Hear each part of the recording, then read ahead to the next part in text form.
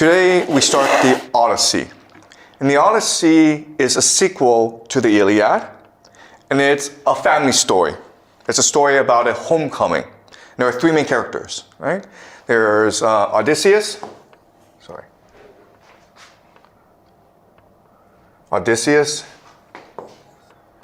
who is the main character, and this is why it's called the Odyssey.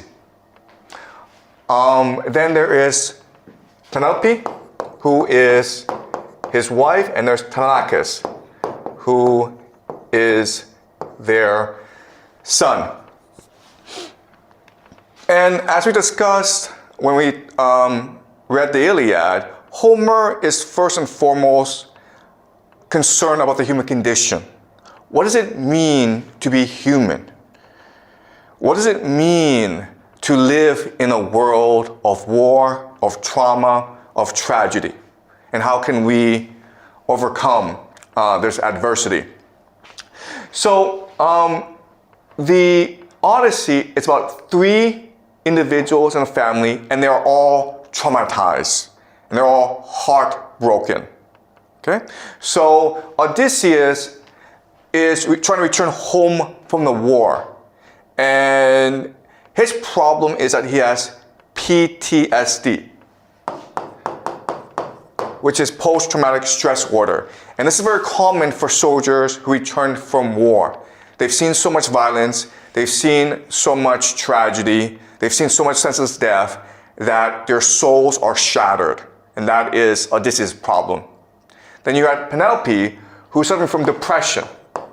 And why is she depressed? Because her husband has been away for 20 years. And she doesn't know if he's alive or he's dead. He's probably dead, right? It's been 20 years. There's been no sign of him for the past 20 years. But she cannot bring herself to admitting that he's dead. So she's put herself in a very precarious situation. There's dozens of suitors who want her hand in marriage. And she wants to say no, but she's afraid that if she does that, then she'll be alone for the rest of her life. But she doesn't want to say yes because she refuses to admit that her husband, the love of her life, Odysseus, is dead. In her heart, she feels that he's still alive, but in her head, she cannot justify it. She cannot explain it. It's just a feeling in her, okay? And so her response, and this is what we call cognitive dissonance, her response is just to shut down, okay? She just spends all her time alone in her room. At first she's weaving stuff, but then she just sits in her room, right? And then there's Telemachus. Telemachus, his problem is that he doesn't know if his father is dead or alive. But the man is a legend. This is a man who won the Trojan War by coming up with a stratagem of a Trojan horse. Okay, so he is a legend in this world, and everyone sings his praises. And he's his son, so he's living in his shadow, okay? And he wants to prove he's better than his father. He wants to become a hero himself, but he's being burdened by the legacy of his father. The other issue is that unless his father is dead, he cannot inherit his father's legacy, right? The property, the reputation cannot be transferred to him. Then there's his mother who's just sitting around the house every single day. If she were to get married, she would leave and then he could be master of his own house, right? But she's still around, so he's kind of stuck. At the same time, the suitors are waiting for Penelope's answer, which is never going to come. So they're just in the house and they're eating up all his wealth. So he is just seeing his life wither away, and there's nothing he can do about it. All right? So he is just depressed as well, and he's angry. But, all these things are the same thing. It's really one of cognitive dissonance. It's really one of depression. It's really one of trauma. All right, so there's another way we can analyze what's going on and to think about the soul. And the soul is something that the ancients were really concerned about because it was really the most fundamental issue of what it means to be a human being. It's something that we don't talk about today, something that we don't think about today because we live in a world of material science. If we can't see it, it doesn't exist. But for most of humanity, for most of human history, humanity has understood the soul as very present and as very real and the most significant thing in our lives. Okay? So the soul that they understood, let's talk about their understanding of the soul. And this is true for a lot of cultures. First of all, the soul is a very complex thing. Okay? It is almost infinite dimensions. There are different layers to the soul. And there's really a part of the soul that is you. Okay? That's just you, the person. But who you are as a person is ultimately influenced by other influences as well, by other factors as well, okay? So these influences include your family, okay? Your culture, the history, and maybe the gods, okay? So again, there are infinite dimensions, and these dimensions have an impact on you. And maybe when you die, maybe there's a part of you that lives on, okay? But there's also parts of you that flows back into these different streams of the universe. Okay, so it's a very complex thing. Now, the soul, another name for the soul that we use today, if you go to psychology class, their name for the soul is the worldview. Okay? So we have a much more simplistic understanding of our psychology than the ancients. The idea of the worldview is just our understanding of who we are, where we came from, and our place in the universe. Okay? And we believe it comes from our memories and our experiences. Okay? And the worldview is important because it allows us to understand ourselves. This is important for things such as planning, right? Only if you know who you are can you actually plan ahead. Because then you know what you want to do, what you want to accomplish, okay? It allows for empathy, building relationships with others, okay? And it allows for judgment. Basically, what's good, what's bad? What do you like? What don't you like, okay? So the worldview and the soul are fundamental to who we are. Now, in psychology, what they will teach you is that trauma splinters the worldview, okay? There's something about your experience that is fundamental to your identity, but because it is so painful, you forget about it, or you refuse to see it. And this causes a rupture in your identity, in your coherent sense of the world, which destroys your worldview, okay? And this leads to depression. What is depression? Depression is the inability to act and to think, okay? You don't know what you want to accomplish. You don't trust yourself. You don't know what you like. And so what are the symptoms of depression? You sleep a lot, or you find no pleasure in anything. You feel no emotion. You feel sort of numbness, okay? And that's why people, they tend to take drugs, or they just sleep all the time, or whatever, okay?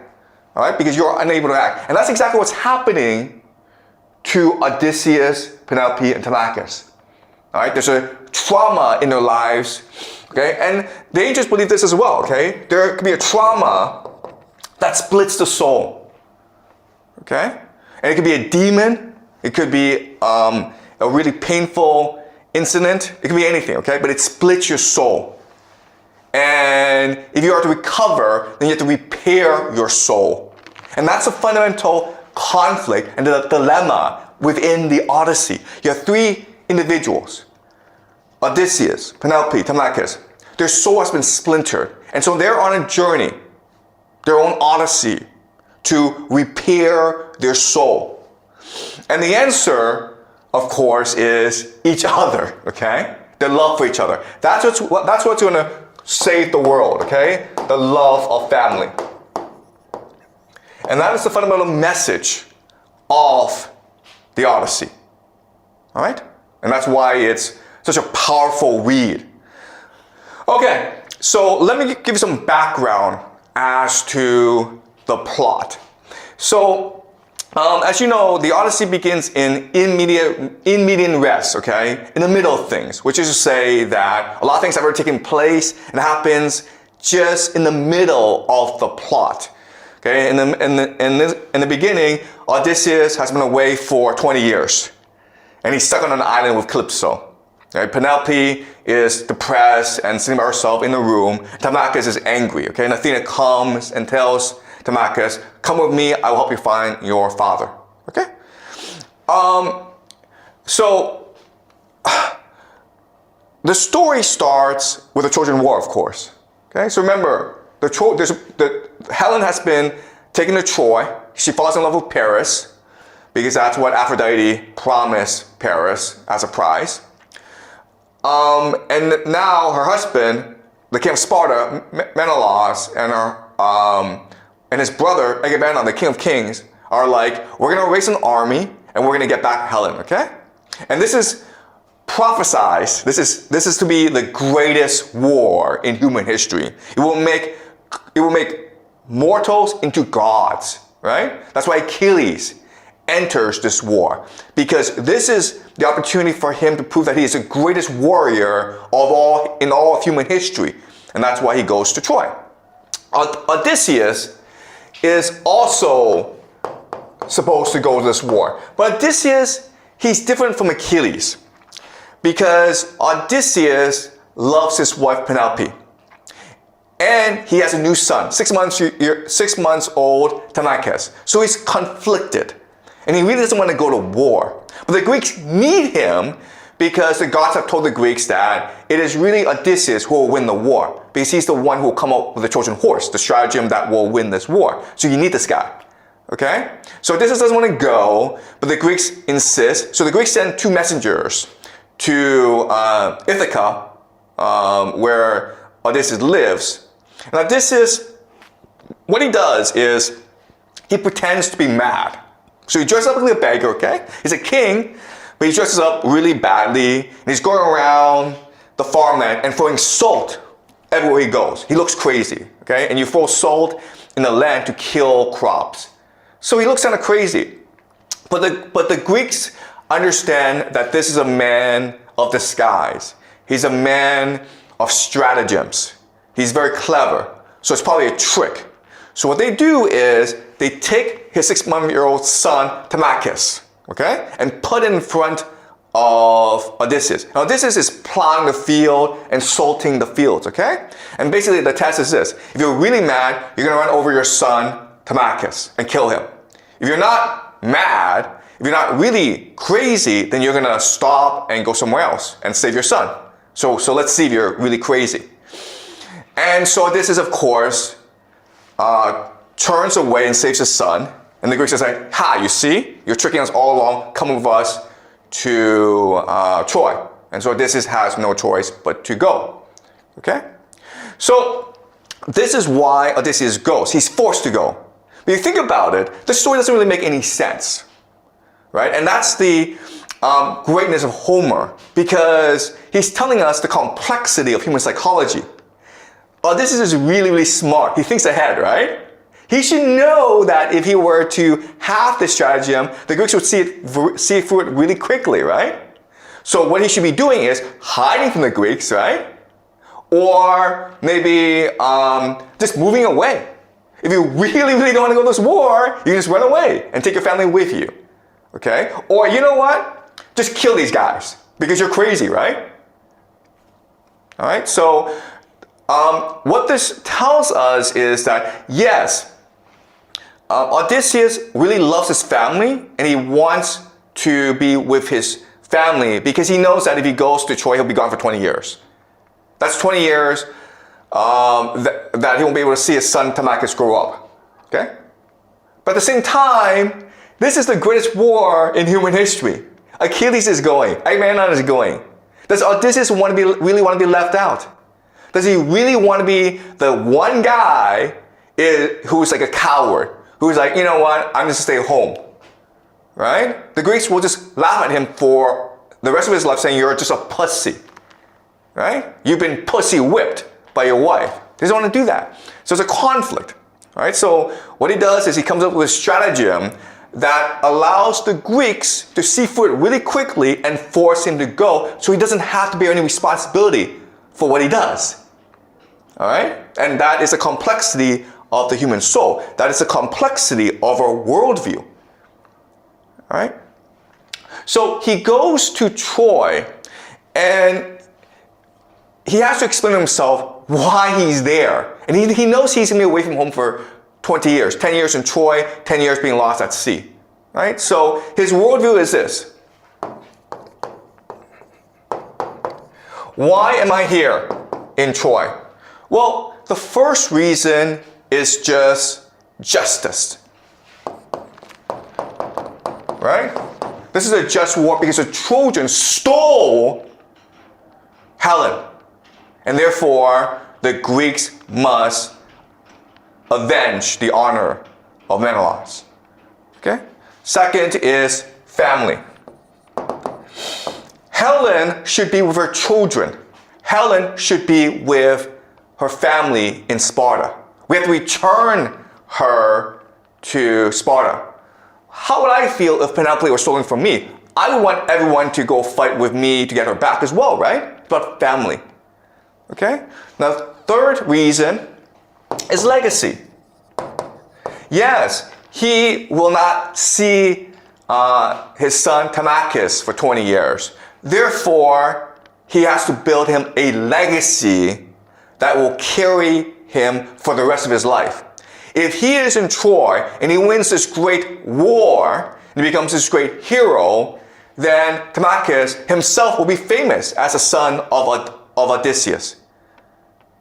People will respect Telemachus. He wants to build a legacy for his son. He wants to tell his son, this is how you should live your life. You should live a life of honor, of justice, of truth. Okay? So these are the three reasons why he goes to Troy. And we have to remember that this is all to justify his conflict. Okay? There's a conflict, there's a rupture in his soul, and he needs to mend it by explaining why he's doing what he's doing. Okay? Because again, he's abandoning his family for 20 years. Okay, so what's going to happen is this. This is the worldview that Odysseus has when he enters Troy. The problem starts when they win the war. Okay? Because when they win the war, then Odysseus is forced to see that all of these three things were wrong. Okay? He will discover that this war was not about justice. It was just about revenge and murder. It is about family, it's about destroying families. Because when you win this war, you enslave the woman and kill the husbands. Right? That's destroying families. And it's not about legacy because you've destroyed the Trojan civilization for no particular reason. Because Helen doesn't even want to go back to Sparta. Okay? And this causes cognitive dissonance. And this is what causes his PTSD. Okay? Or trauma. And so the Odyssey is his journey to repair his soul so that he can go home. Okay? Does that make sense, guys? That's what the Odyssey is about. Okay, so what we're going to do now is we are going to read certain sections. Okay, so this is from the Iliad, actually. Okay, this is from the Iliad. And And so remember, in book 1 of the Iliad, Achilles and Agamemnon have this nasty fight where Achilles is like, screw you, you're a dog, I'm not gonna fight for you ever again. Agamemnon's like, screw you, I don't need you, okay? But in book 2, Agamemnon recognizes that, oh, this is actually a problem because Achilles is the greatest warrior that we have. And if Achilles doesn't want to fight, then that's bad for morale. Okay, we might actually even lose this war. So Agamemnon, being stupid, he has this stupid idea. And his stupid idea is this: how can I rally my soldiers? How can I galvanize them into action now that Achilles has abandoned the battlefield? I know what I'll do. I'll tell them they can go home. Reverse psychology, guys, right? Reverse psychology. Because when I say you guys can go home, every Greek will be like, no! We came all the way to Troy to win glory for you, Agamemnon. We're going to fight to the death to ensure that you get your glory, Agamemnon. We don't want to go home. Don't make us go home. We're going to fight, okay? So that's a plan. And of course, it backfires. And when people hear, oh, we go home, they all run away. And Agamemnon's like, he now is caught in dissonance. He's like, what? What? He doesn't understand what's going on, okay? And at this point in the story, the war should be over because all the Greeks just went home. And again, what happens is Odysseus will come and save everyone because he will recognize that Agamemnon is just being stupid and he will force all the Greeks to return back to their post, okay? All right, so Ivory, can you read, please? Testing his men. Testing his men, but he only made the spirit race inside their chests, all the rank and file who'd never heard his plan. And the whole assembly surged like big waves at sea, the Icarian sea when east and south winds drive it on, blasting down in force from the clouds of Father Zeus, or when the west wind shakes the deep-standing grain with hurricane gusts that flatten down the stalks. So the massed assembly of troops was shaken now. They cried in alarm and charged towards the ships, and the dust went whirling up from under rushing feet as the men jostled back and forth, shouting orders. Grapple the ships, drag them down to the bright sea, clean out the launching channels. Shrill shouts hitting the heavens, fighters racing for home, knocking the blacks out underneath the holes. Okay, so this just shows you how stupid Agamemnon is. Because Agamemnon thinks that his soldiers actually want to fight this war. But all the soldiers are homesick. They're sick of this stupid war. They don't even know why they're in this war. Okay? So the moment that Agamemnon says, you guys can go home, they're all like, we're going to get home as soon as possible. Okay? They missed your wives, they missed your children. All right? So Aphrodite and Hera are up in the sky, okay, Mount Olympus, and they watch us and like, oh my God, Agamemnon's gonna lose us this war. What a moron. And Hera says to Athena, oh, sorry, it's not actually Hera and Aphrodite, it's Hera and Athena, because they're the ones who lost the contest to Aphrodite, okay? But Hera says to Athena, you get down there, man, and you stop this, okay? So Athena rushes down and he talks to Odysseus. Okay?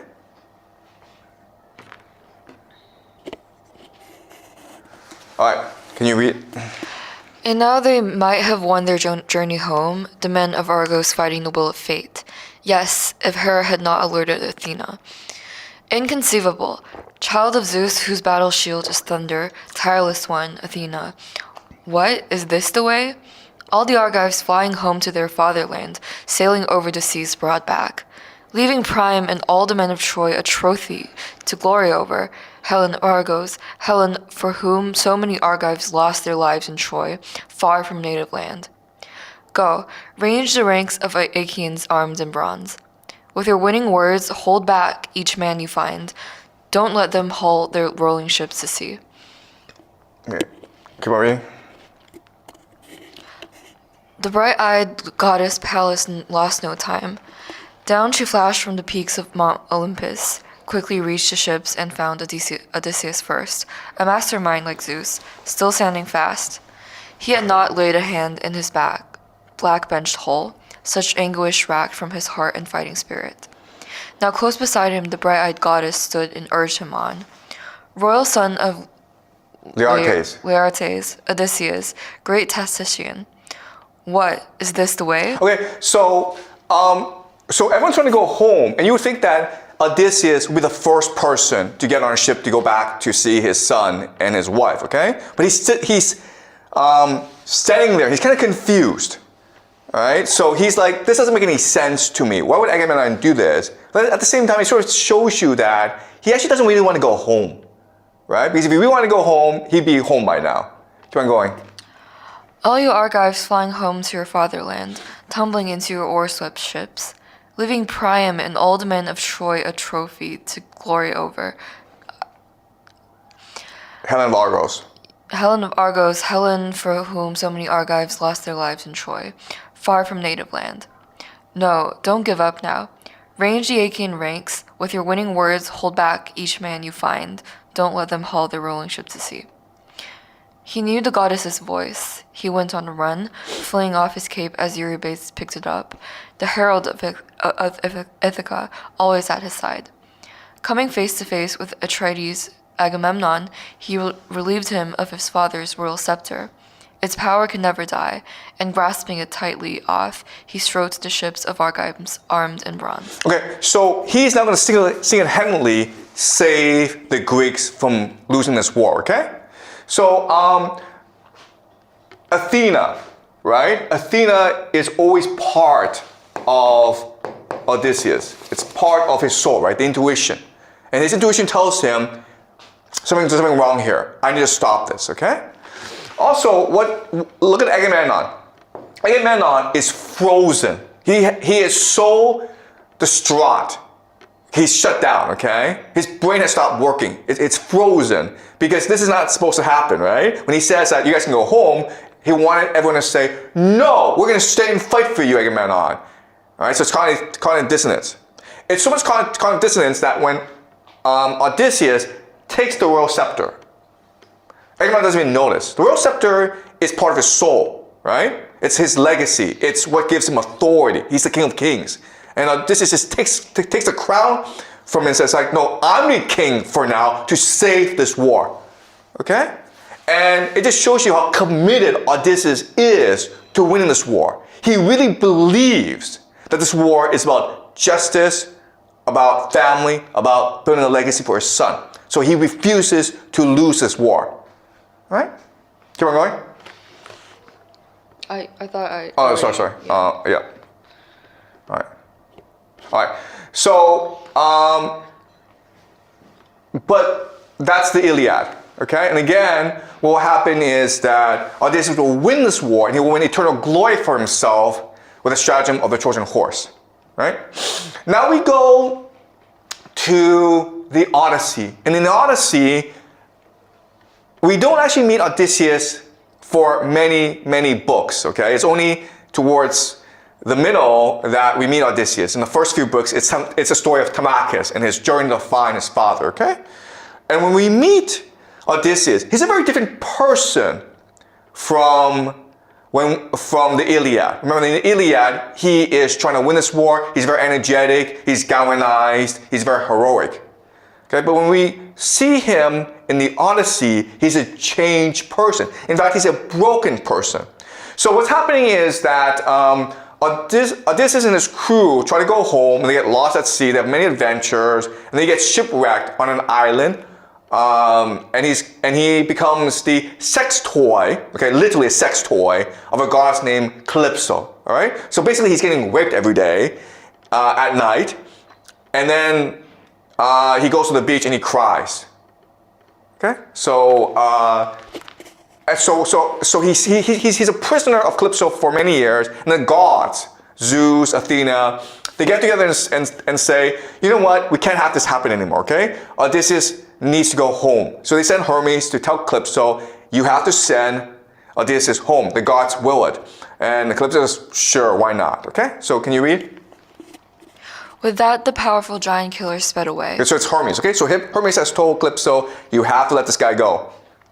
The queenly nymph sought out the great Odysseus, the commands of Zeus still ringing in her ears, and found him there on the headland, sitting, still, weeping, his eyes never dry, his sweet life flowing away with the tears he wept for his foiled journey home, since and then no longer pleased. So he's sitting, he's still, he's weeping. His eyes never dry, And all he's thinking about is the past, okay? This is clear signs of depression, PTSD, okay? Keep on going. In the night, true, he'd sleep with her in the arching cave. He had no choice. Unwilling lover alongside lover, all too willing. But all his days he sit on rocks and beaches, wrenching his heart with sobs and groans in anguish, gazing out over the barren sea through blinding tears. Okay, so he's a broken man. He's a very different person from the Iliad. Okay, so now the question then is, why? What happened to him? All right? So Calypso says to Odysseus, you know what? It's been great having a sex toy, but the gods insist that you have to go home. But you know what? You can choose to be my sex toy for all of eternity. I can make you immortal. Right? You can go home, but I can make you immortal and you'll be my sex toy for all of eternity. Now this is like, that's a really nice offer. I really want to do this, but I need to go home, okay? So he leaves and he gets to an island. And on this island, he's given a ship to go home. Okay? But before he goes home, as a custom, they host a banquet for him. Okay? And they really don't know who he is. They don't really know he's Odysseus. All right. So during the banquet, what's the tradition is to have a bard sing a great story. Okay, to sing a story of great deeds, and of course he sings about the Trojan War. Okay. So can you read, Ivory? Yeah. The strife between Odysseus and Achilles, Peleus' son. Okay, so the bard is singing about the Trojan War, okay? How once at the gods' flowing feast the captains clashed in the savage war of words, while Agamemnon, lord of armies, rejoiced at heart that Aeacus' bravest men were battling so. For this was the victory sign that Apollo prophesies at his shrine in Pytho when Agamemnon strode across the rocky threshold, asking the oracle for advice. The start of the tidal waves of ruin tumbling down on Troy's and Aeacus' forces, both at once, thanks to the will of Zeus who rules the world. That was the song the famous harper sang, but Odysseus, clutching his flaring sea blue cape in both powerful hands, drew it over his head and buried his handsome face. Ashamed, his hosts might see him shedding tears. Whenever the rapt bard would pause in the song, he'd lift the cape from his head, wipe off his tears, and hoisting his double-handed cup, pour it out to the gods.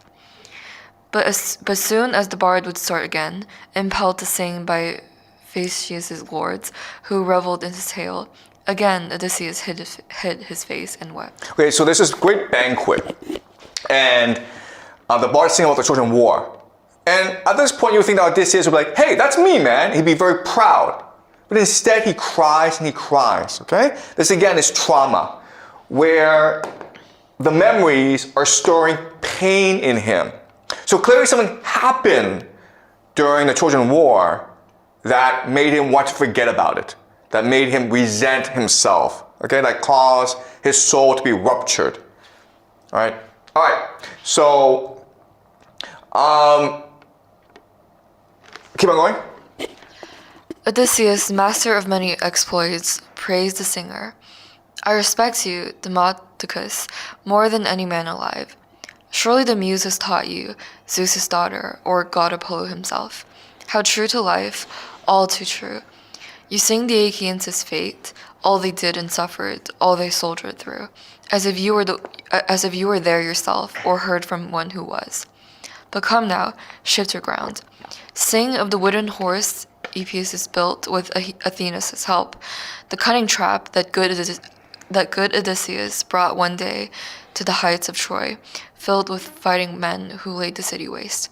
Sing that for me, true to life as it deserves, and I will tell the world at once how freely the muse gave you the gods' own gift of song. Okay, so he's feeling all this pain because of memories of the Trojan War. But he recognizes that if he's willing to go home, because remember, he's on his journey home, he needs to confront his pain. He needs to admit his pain. Okay? So now he's going to ask the bard to sing the memory that he's most trying to repress. He wants to now focus on the Trojan War and really come to terms with his own trauma. Okay? All right. So let's let's see what happens. Sorry. Stirred now by the muse, the bard launched out in a fine blaze of song, starting at just the point where the main Achaean force, setting their camps afire, had boarded the oar-swept ships and sailed for home. But famed Odysseus' men already crouched in hiding. In the heart of Troy's assembly, dark in that horse the Trojans dragged themselves to the city heights. Now it stood there, looming, and round its bulk the Trojans sat debating, clashing, days on end. 3 plans split ranks, either to hack open the hollow vault with ruthless bronze, or haul it up to the highest ridge and pitch it down the cliffs, or let it stand, a glorious offering made to pacify the gods, and that final plan was bound to win the day. For Troy was fated to perish once the city lodged inside her walls the monstrous wooden horse, where the prime of Argive power lay in wait, with death and slaughter bearing down on Troy. Okay. All right. And he sang how troops of Achaeans broke from cover, streaming out of the horse's hollow flanks to plunder Troy. He sang how left and right they ravaged the Thebes city, sang how Odysseus marched right up to Deiphobus' house, like the god of war on attack, with die-hard Menelaus. Okay, Deiphobus is another name for Priam, okay? They want to go kill the king. Keep on going. There, he sang, Odysseus fought the grimmest fight he had ever braved, but he won through at last, thanks to Athena's superhuman power. That was the song the famous harper sang, but great Odysseus melted into tears, running down from his eyes to wet his cheeks. As a woman weeps, her arms flung round her darling husband, a man who fell in battle, fighting for town and townsmen, trying to beat the day of doom from home and children. Seeing the man go down, dying, gasping for breath, she clings for dear life, screams and shrills. But the victors, just behind her, digging spear butts into her back and shoulders, drag her off in bondage, yoked to hard labor, pain, and the most heartbreaking torment waste her cheeks. So from Odysseus' eyes ran tears of heartbreak now. Okay, so now we know what happened, okay? All right, so what happened was this. For 10 years, Odysseus and the Greeks were trying to defeat the Trojans, and they could not do it because the Trojans were behind a walled city. So Odysseus prayed to Athena for inspiration, and then one day he had it, the Trojan horse, okay? So he sneaks in, so he gets into the underbelly of the Trojan horse along with other soldiers, and then they get into the city, and they're really scared, and they're really excited. Then they're able, at night, to leave the Trojan horse, and then open the gates of Troy, and the Greeks stream in, and they start to conquer the city. And then Odysseus, he is killing, okay? Because it's war, and he's full of adrenaline. But then something catches his eye, all right? He strikes down a soldier, and then a woman comes crying. And she's traumatized at the sight of the death of her husband. And Odysseus is traumatized by this woman being traumatized, because he came to Troy to save the woman, right? He sees Penelope in this woman. He says, I came all this way to make sure that Helen could be safe of her husband. And now he just recognized that I just killed someone's husband. But not only that, but the Greeks come and they take her off to be enslaved. So he, by winning this war, has destroyed every single family in Troy. He's caused the suffering of thousands and thousands of women and children. And that is what he sees for the first time, okay? For the longest time, he believed that he was here to fight for justice, to save families, to leave a legacy for his son Telemachus. And now he recognizes, no, this is not a just war. I'm destroying a civilization. This is not a war about family. This is a war about destroying families. And what legacy am I leaving my son? How will my son feel if he knows how I destroyed families like ours? And this causes trauma in him. It splits his soul. And it drives him crazy, basically. And that's a conflict, the central conflict in the Odyssey. Having done so much evil, how can you go home? How can you repair yourself? How can you mend your soul and repair your worldview so that you can live for your family? Okay? We conclude the Odyssey today. And as we discussed last lecture, the Odyssey is really about a homecoming, about three members of a family, Odysseus, Penelope, Telemachus, who after a 20-year separation must come together again and rediscover their love for each other. And as we discussed last class, all three suffer from depression. Odysseus suffers from post-traumatic stress disorder because war has shattered his identity, his sense of self, his worldview, his purpose. Penelope is depressed because the love of her life has disappeared and she doesn't know if he's dead or alive. Telemachus is a teenager, a young man who cannot inherit his father's legacy or his mother's wealth. Okay, so all three are depressed. And today we will discuss how love brings the three together and resurrects all three. All right? Okay, so a major topic that we will discuss throughout the semester is the idea of love. What is love? How does it manifest itself? And why is it so important? Okay, so remember that consciousness is the universe, okay? And our consciousness is infinite. But we don't know that because in order to navigate our reality, we hallucinate time and space. And time and space makes us believe that we are separate from everyone else, when in reality, we are unified with everyone else. Okay? So the reality that we see is just a hallucination created by our ego.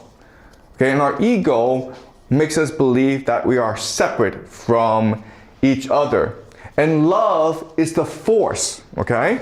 Love is the monad, God, or love, that burns in us and compels us to return to the monad, and which reminds us that we are all interconnected.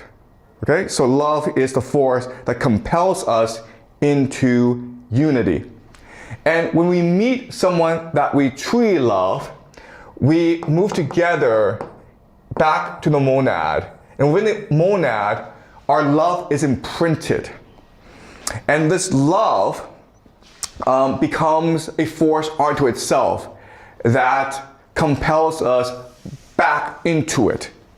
All right? So in other words, Penelope and Odysseus are in love with each other, and as a result, no matter how far away they are, they still are drawn back to each other because they complete each other. Right? So another way of saying this is that because our consciousness is infinite, okay? It exists in infinite dimensions. We can break our consciousness into three planes. Okay? There's a plane of the mind, okay, our conscious, subconscious mind, okay? And we are aware of this. But then there's the spirit, okay, which is basically the heart, our emotions, how we feel. And then at the very core of our consciousness is the soul. And all three planes exist at the same time. And when all three align or correspond, we are happy. We know who we are, we know what we should do. But when all three split apart, or they are in conflict with each other, this creates the idea of cognitive dissonance, and this leads to trauma and depression.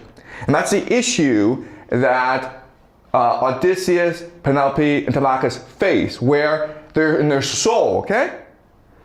They know that they're all alive and they will all return to each other one day, okay? But in their spirit, because of the distance, they have a sense of depression because they are away from each other. And in their mind, they logically believe that Odysseus is dead. And Odysseus believes that I can never return home. Okay? So there is a disunity of these three things. And for the family to reunite, they also must combine all three together. Okay? Does that make sense? Right now, these three different planes believe different things. There's a different narrative. And they must combine this narrative into one complete worldview if they are to come together as a family. And that is the struggle within the Odyssey. That is the journey of the Odyssey. All right? Okay. So, the main idea that I want you to understand is that love is a unity of all three, and love is the burning of the soul. Okay? In other words, what love ultimately is intimacy. How do you know if you love someone? You love someone not because you think about this person all the time, not because you obsess about this person, you want to possess this person. You love this person, you know you love this person if you understand this person intimately. Okay? So in other words, you're able to communicate and understand each other in an intimate language with code words and secrets. You understand secrets. Okay? Does that make sense? All right. So let's look at this concretely. Now, last class, we read Telemachus visiting Sparta, where Helen of Troy and her husband, King Menelaus, live. And we discussed how the two don't actually love each other. And we know because they don't speak to each other. They say words, they tell stories, but they don't really hear each other, okay? So, for example, the example is that Helen, Menelaus, and Telemachus, they all get drunk, and Helen is telling stories of Troy. And she tells a story of how Odysseus infiltrates Troy, and he's disguised as a beggar. But because Helen is the smartest person in the world, she sees through his disguise. She bathes him, and then Odysseus tells her about the Trojan horse. And then she helps the Greeks implement their plan. And so she's the real hero of the story, okay? This is a story she tells herself. She doesn't really think about the reaction of Menelaus, who's lost his brother Agamemnon and his friend Achilles and many other Greeks because of the Trojan War, okay? She doesn't really care about his feelings. She doesn't really hear him, and he doesn't really hear her, okay? So after she tells this story, remember, Menelaus tells a different story, which is, Helen, you almost got us killed because when the Trojan horse came into Troy, you came and you tried to trick us into revealing ourselves by calling names of our wives in their voices. And it was only Odysseus who saved us because he clasped our mouths, okay? So basically, they are shouting at each other, but they don't really hear each other. And when Menelaus is telling this story, Helen just drifts away, okay? So this is not love. They are together because they're stuck together, okay? Now we're going to see a different version, okay? We're going to see what love really is like. And so what happened is that Odysseus is disguised as a stranger and returns to Ithaca. And he plots with his son Telemachus. Telemachus actually knows who he is, but no one else knows who he is. And right now in his house it is overrun by suitors, okay? There's dozens of them who are trying to wait for Penelope's hand.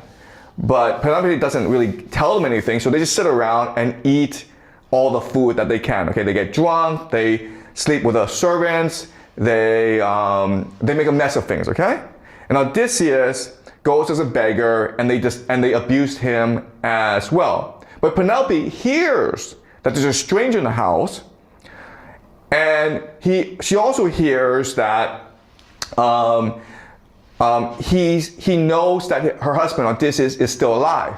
So she's curious, and she asks the beggar Odysseus to come to her apartment so that they can discuss. Now the problem is this. The problem is that the house is full of servants, and some of them are spies to the suitors. And Odysseus has disguised himself because he's afraid that the suitors, if they knew who he really was, they would kill him. But he also doesn't really trust Penelope, okay? He doesn't really know how she feels about him after 20 years. Because really, he abandoned her, right? So they have a conversation, but it's a conversation that happens on 3 different planes, right? The mind, the spirit, and the soul. At the soul level, they both know who each other are right away, okay? Because they've been communicating multidimensionally. So at the soul level, they know the truth. At the spirit level, they are afraid of each other, but they long for each other. At the mind level, okay, this is really important, the mind level, they don't know who each other are, because if they did, they'd all be dead, okay? If the suitors discovered who Odysseus really is, they would kill Odysseus. Okay, so this conversation between Penelope and Odysseus is the first conversation they've had in 20 years. And this conversation is going to happen at 3 different levels, okay? So you need to analyze the conversation at these 3 different levels to understand how love works. All right, so remember, they're talking to each other, but there are servants.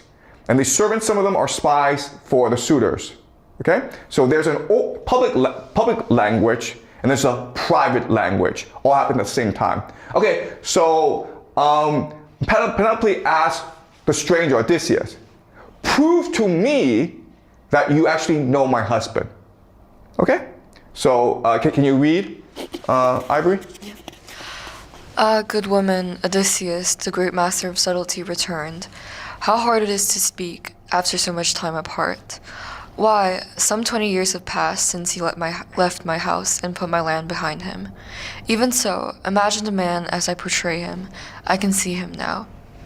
King Odysseus, he was wearing a heavy woolen cape, sea purple. Okay, stop, okay.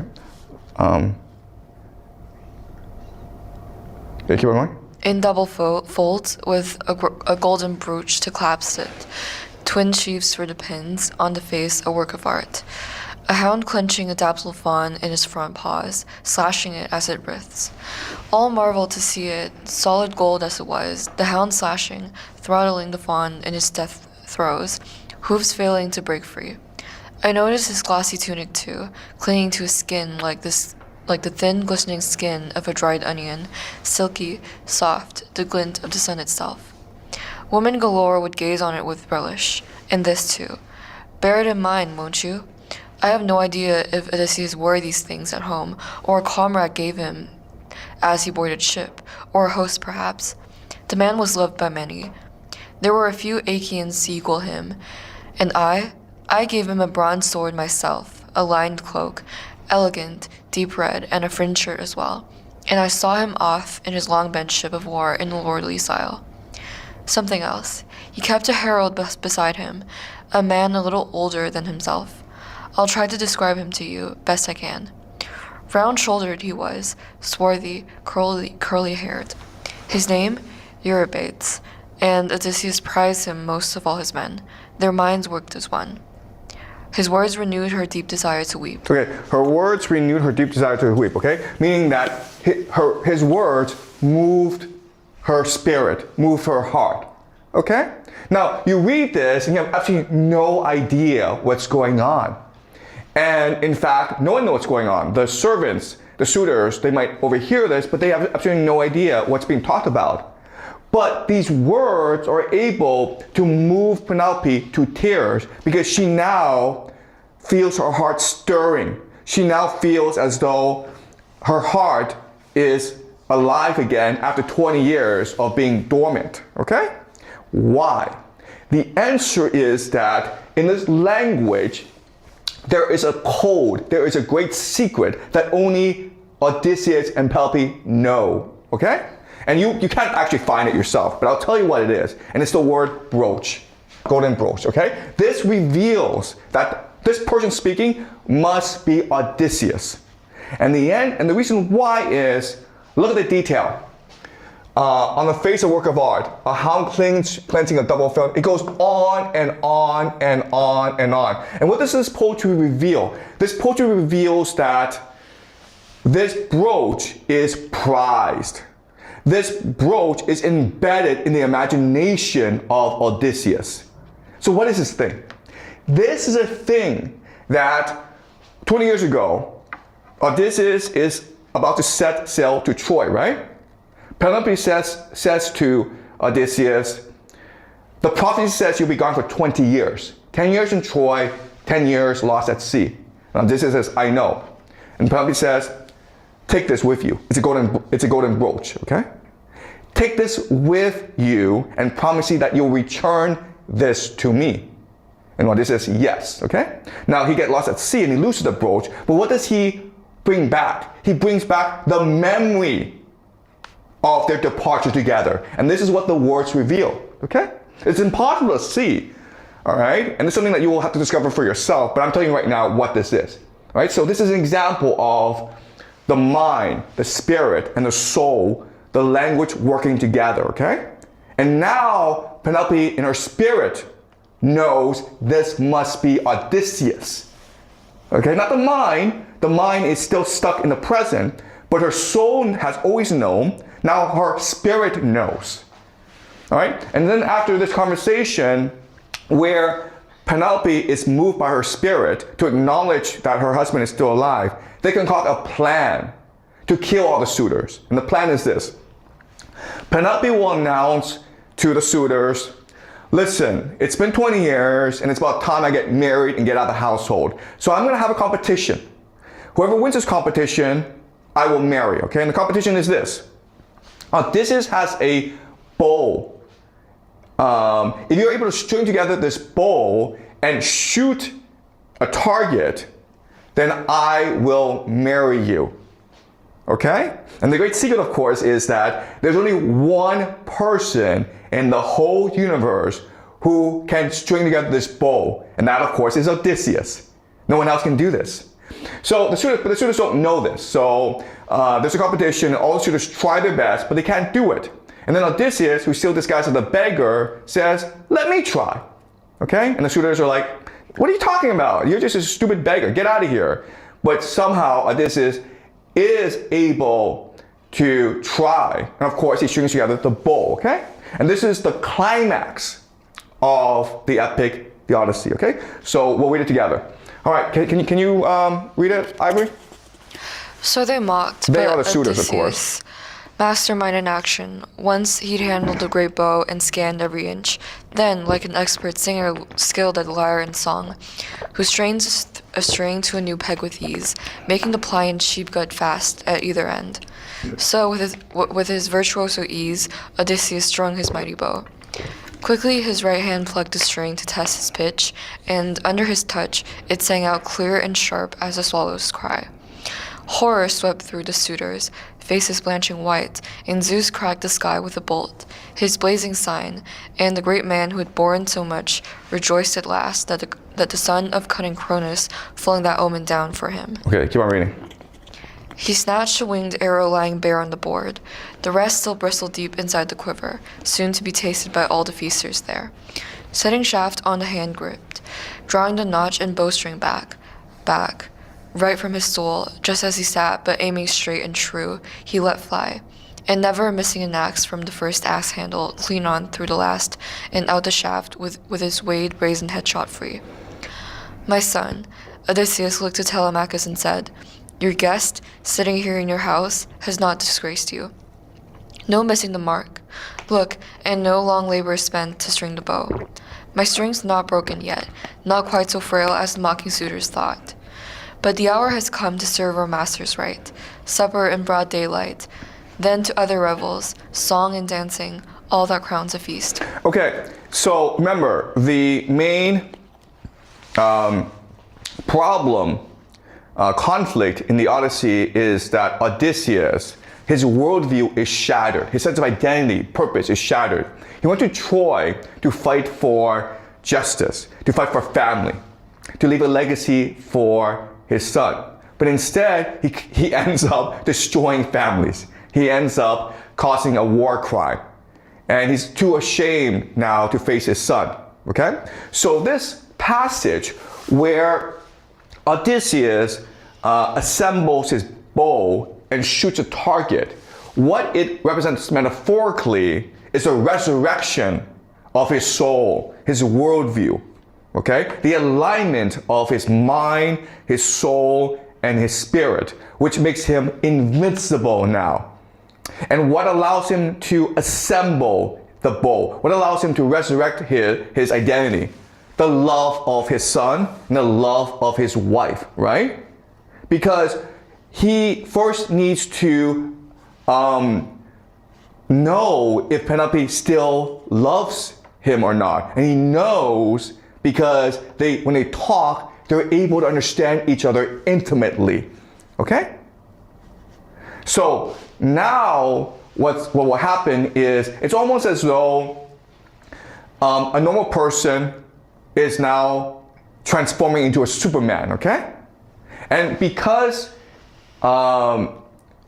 he knows he's fighting for right, Zeus gave him a blazing sign, okay? So now that he has resurrected himself, the gods look down and rejoice and smile upon him, and he knows that finally he will fight for justice, for family, for his son. Okay, and even though he and Telemachus are heavily outnumbered, they basically kill everyone. Okay? Alright, so now after the suitors are dead, Odysseus has a problem, which is he now has to reveal himself to Penelope. Okay? So on the soul level, they are together again. At the spirit level, they're still together. They're now together again. At the mind level, it's harder. It's hard, okay? Because how does Odysseus explain to her why he was gone for 20 years? How does he explain to her that he was in disguise all this time? Okay? So let's read this passage to see how they reconcile themselves, okay? All right. So this is Penelope, who is still distant, okay? Odysseus has revealed himself, but Penelope has got cognitive dissonance, okay? She's still depressed, and she doesn't yet want to admit in her heart that her husband is still alive, okay? All right, so she's keeping distance from him. So he basically tells her maid, Euryclea, to go make a bed for Odysseus. She's still not comfortable with him, so they'll sleep in different chambers tonight, okay? "Come, Euryclea, move this sturdy bedstead out of our bridal chamber, that room the master built with his own hands. Take it out now, sturdy bed that it is, and spread it deep with fleece, blankets, and lesser throws to keep him warm." Okay, so it's all a shock to me, Odysseus. I know you're my husband, but you've been gone away for 20 years. So I would feel much more comfortable tonight if you slept somewhere else. Okay? So we're gonna move your bed and move it outside, and we'll cover it with nice blankets.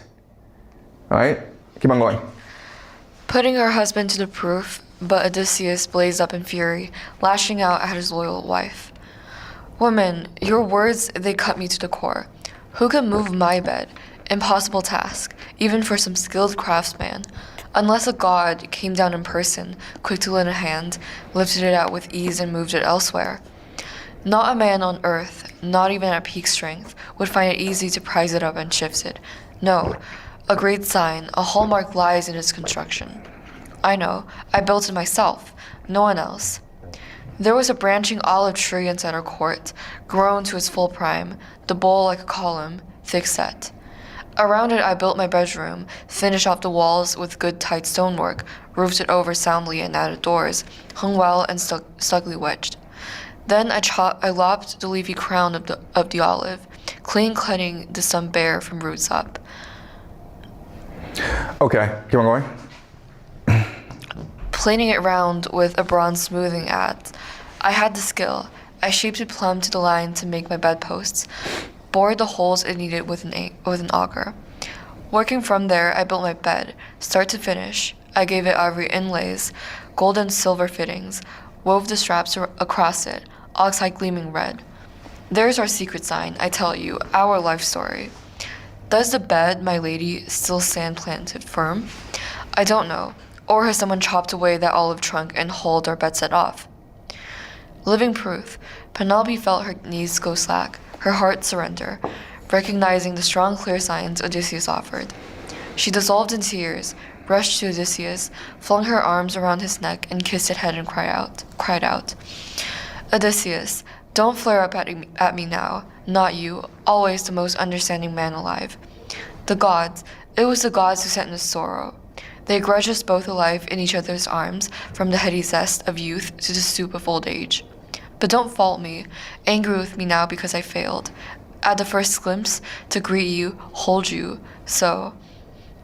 In my heart of hearts, I always cringe with fear some fraud might come, beguile me with his talk. Okay, so again, this is a secret language. This is an intimate language between Odysseus and Penelope. On the surface, it seems as though Penelope is just testing Odysseus. Are you really my husband? Do you really know that this bed is something that can't be moved? And Odysseus says, yes, I know, okay? That's the public, okay? But at the subconscious level, at the spirit level, what this conversation really is about is Penelope is saying to Odysseus, you know, 20 years ago, you abandoned us for glory in war.